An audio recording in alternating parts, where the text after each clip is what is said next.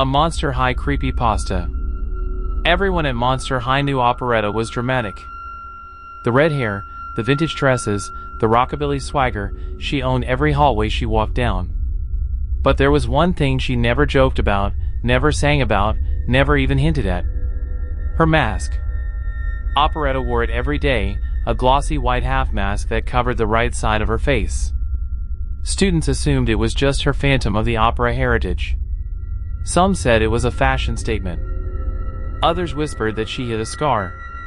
But the truth was stranger than any rumor. It started when Draculaura noticed something odd during fear-leading practice.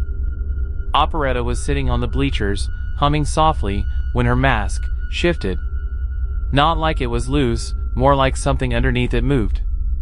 Draculaura blinked. Operetta stopped humming. The mask went still. "Sugar, you look like you've seen a ghost," Operetta said with a smile that didn't quite reach her eyes. Draculaura laughed it off, but the unease stuck with her. Later that week, Claudine found a cracked mirror backstage in the auditorium. The crack wasn't random, it formed a perfect circle, like something had pressed its face against the glass from the wrong side. And on the mirror, written in red lipstick, were the words, "Don't look at her when she sings." Claudine assumed it was a prank. Until she heard the humming. Operetta was on stage alone, rehearsing. Her voice echoed through the empty room, beautiful, but wrong somehow. Too many harmonies for one person. Too many breaths. Too many whispers woven into the melody.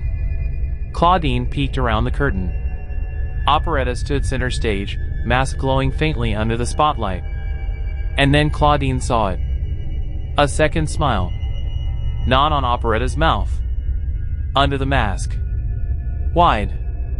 Too wide. Grinning like it knew she was watching. Claudine ran. The next day, Operetta didn't show up to class. Headmistress Bloodgood called an emergency meeting in the auditorium. She looked pale, paler than usual. "Students," she said, "if you see Operetta, do not approach her. Find a teacher immediately." Whispers exploded through the crowd. Before Bloodgood could continue, the lights cut out. A single spotlight flickered on. Operetta stood beneath it. Except, it wasn't quite her. Her mask was gone. And the thing underneath wasn't a face at all. It was a mouth. A huge, jagged, smiling mouth stretching from her forehead to her jaw. Her real eyes were squeezed shut, like she was trapped inside her own head. The mouth spoke in a voice that wasn't hers. She sang too beautifully. So I sang back. The lights went out again. When they came back on, Operetta was gone. All that remained was her mask, lying on the stage, cracked down the middle like it had been bitten from the inside. Monster High never found her. Sometimes, late at night, students hear humming in the vents, multiple voices blending into one eerie harmony.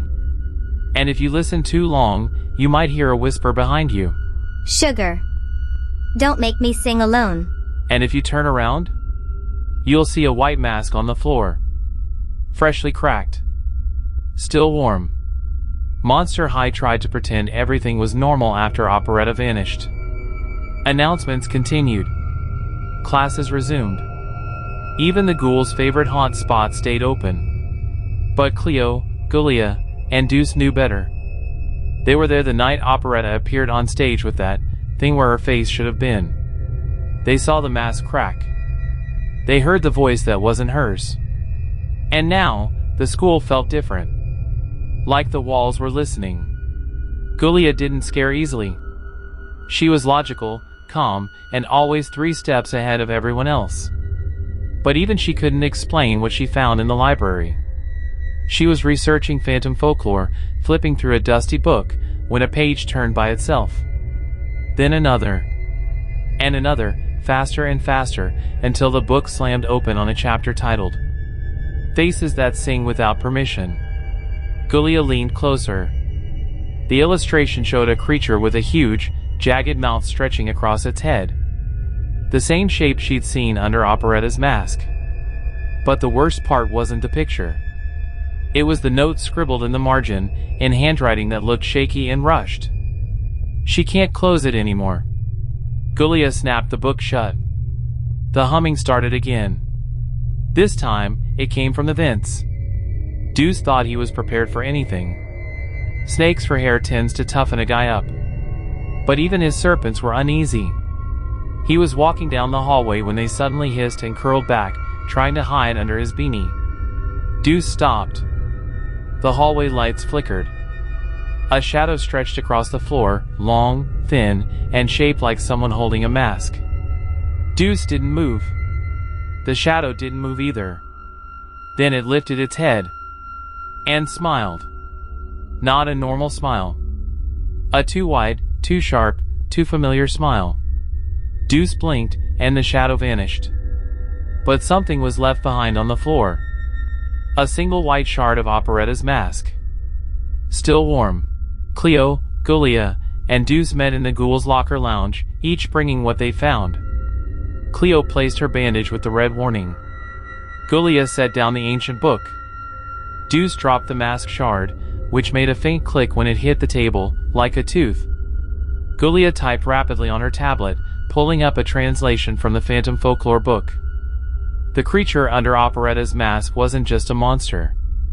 It was a voice eater. A being that lived in echoes, reflections, and unfinished songs. It didn't steal faces, it replaced them. Cleo swallowed hard. So, Operetta didn't just disappear. Gulia shook her head. Deuce finished the thought. She's still here. And whatever took her face is using her voice. The lights flickered. The vents hummed. And from somewhere deep in the school, a familiar voice sang a single, trembling note. Sugar. Monster High was getting louder with fear. Students whispered in corners. Teachers avoided empty hallways. Even the ghosts refused to float alone. But Laguna, Gil, and Twyla weren't the type to sit back and wait for answers. They'd heard the rumors, the humming, the strange warnings. And when Cleo, Gulia, and Deuce told them Operetta's mask shard had been found warm, like it was alive, they knew they had to help. Because if Operetta was still somewhere in the school, she needed them. Laguna led the group. Her instincts were sharp, and the water in her bottle sloshed strangely whenever something supernatural was nearby, a trick she'd learned growing up around sea spirits. Gil followed close, nervous but determined. Twyla drifted behind them, half in shadows, half out, her presence quiet but steady. They started in the auditorium, where Operetta had last appeared. The stage was empty. The spotlight was off. But the air felt heavy, like a song waiting to be sung. Laguna stepped forward. If her mask is still here, we'll find it. Gil nodded, though his gills fluttered anxiously. Twyla didn't speak. She simply pointed toward the orchestra pit. Something was glowing down there. They climbed down carefully. At the bottom of the pit, resting on a dusty music stand, was Operetta's mask.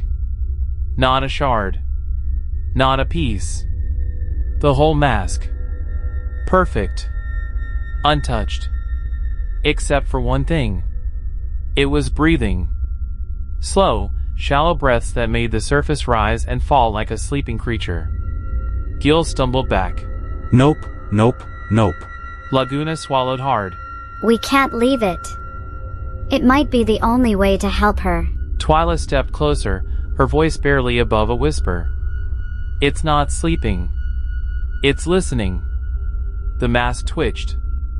Laguna reached out, slowly, and touched the edge of the mask. It was warm. Too warm. Suddenly, the mask jerked upright, as if pulled by invisible strings. The eye holes widened, stretching unnaturally, and a voice echoed from inside it. She didn't want to sing with me. Gil grabbed Laguna's arm. Put it down. But the mask wasn't done. So I took her voice. Then her face. Now I need a new one. The mask turned toward them. Twyla reacted first. Shadows surged from her hands, wrapping around the mask like dark ribbons. The mask thrashed, shrieking in a dozen voices at once. Laguna and Gil covered their ears. Twyla strained, her eyes glowing faintly. Go! Get help! But Laguna shook her head. We're not leaving you. The mask cracked, a thin line down the center, and a familiar voice slipped through. Sugar, help me. Operetta? Her real voice. Gil's eyes widened. She's inside it. The mask stopped struggling. It floated gently to the ground, landing at Laguna's feet. The crack glowed faintly, like something inside was trying to break free. Twyla knelt beside it. This isn't just a mask. It's a prison. Laguna's voice trembled. Then we have to open it. Gil shook his head. What if opening it lets the voice eater out? Twyla looked up, her expression grim. It's already out. The lights above them flickered. A shadow stretched across the wall, tall, thin, and smiling with a mouth that didn't belong on any face. The humming began again. Soft. Sweet. Wrong. Laguna clutched the mask to her chest. Gil stepped in front of her. Twyla rose, shadows swirling around her like armor. The voice eater whispered from the darkness. Give her back. Or I'll take another face instead.